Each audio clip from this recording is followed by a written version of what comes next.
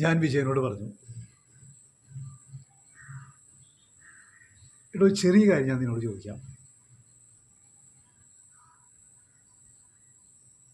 റോഡിൽ ഏത് സൈഡിൽ കൂടെയാണ് വാഹനങ്ങൾ ഓടിക്കുക? അവൻ പറഞ്ഞു, അടുത്ത സൈഡിൽ കൂടെ.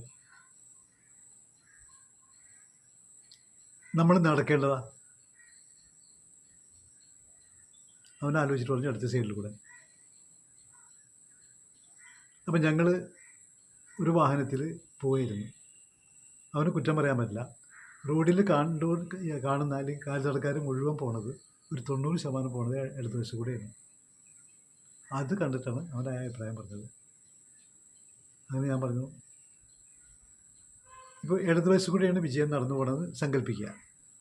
ബാക്കിലൂടെ ഒരു വണ്ടി വരുന്നു, അതിന് കൺട്രോൾ പോയി ഇവൻ്റെ മേത്ത് ഇടിച്ചു. അങ്ങനെ കൺട്രോൾ പോയൊരു വണ്ടി ഇവൻ്റെ നേരെ വരുന്നവന് കാണാൻ പറ്റില്ല, കാരണം ഇവൻ്റെ പിന്നാലെയാണ് ആ വണ്ടി വരുന്നത്. അതേ സമയത്ത് അവൻ വലതുവശത്തു കൂടെയാണ് നടക്കണമെങ്കിൽ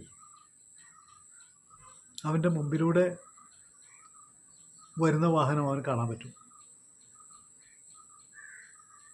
ശരിയല്ലെന്ന് ചോദിച്ചു. കാരണം ഇവൻ വലതുവശത്തൂടെ നടക്കുമ്പോൾ, ഫോർ എക്സാമ്പിൾ, റോഡിൻ്റെ പടിഞ്ഞാറ് സൈഡിൽ കൂടെയാണ് വിജയൻ നടക്കുന്നത്, അവൻ്റെ വലത്തെ സൈഡിൽ, ആ റോഡിൻ്റെ വലത്തെ സൈഡിൽ.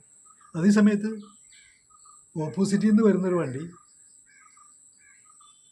തെക്കുന്ന് വരുന്നൊരു വണ്ടി വടക്കോട്ട് പോകുമ്പോൾ സ്വാഭാവികമായിട്ടും അത് ഇടത്ത് വശം കൂടെ, ആ റോഡിൻ്റെ ഇടത്ത് വശം കൂടെ വരും.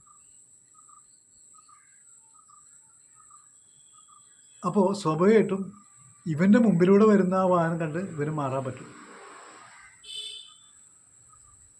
അത് ശരിയല്ലെന്ന് ചോദിച്ചപ്പോൾ അവൻ ശരിയാണത്. അപ്പം ഈ ചെറിയ ബാലപാഠം പോലും അറിയാത്ത 95% ആളുകളാണ് നമ്മുടെ നാട്ടിലുള്ളത്. അപ്പോൾ അങ്ങനെയുള്ള ഒന്നാം പാഠം മുതൽ കൃത്യമായിട്ട് പഠിപ്പിക്കുകയാണെങ്കിൽ ഒരുപാട് കാര്യങ്ങൾ നമ്മൾ പഠിക്കേണ്ടതുണ്ട്. അങ്ങനെ പഠിച്ച് നമുക്ക് മുന്നോട്ട് പോയിക്കൂടെ ഞാൻ അവനോട് ചോദിച്ചു. അവൻ പറഞ്ഞു ശരിയാണ്.